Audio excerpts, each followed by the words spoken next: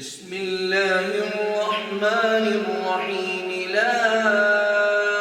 أقسم بيوم القيامة ولا أقسم بالنفس اللوامة. أيحسب الإنسان أن لن نجمع عظامه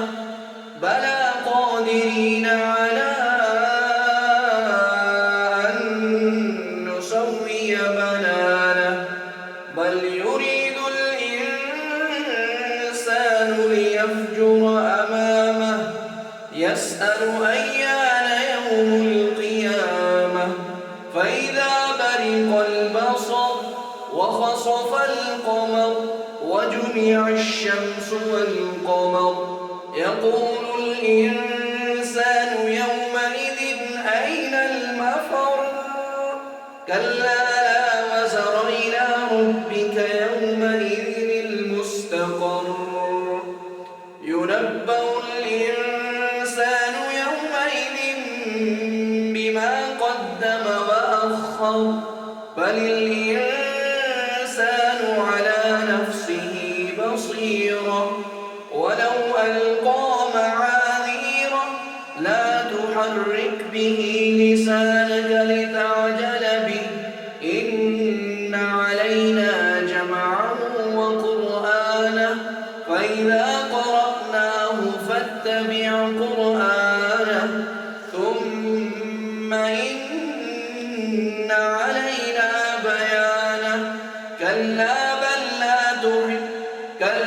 بل تحبون العاجلة وتذرون الآخرة وجوه يومئذ ناظرة إلى ربها ناظرة ووجوه يومئذ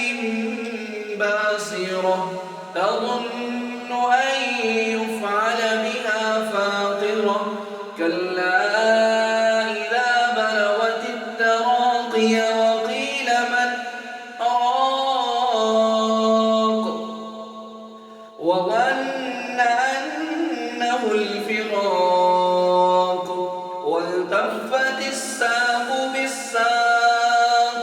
إلى ربك يومئذ المساق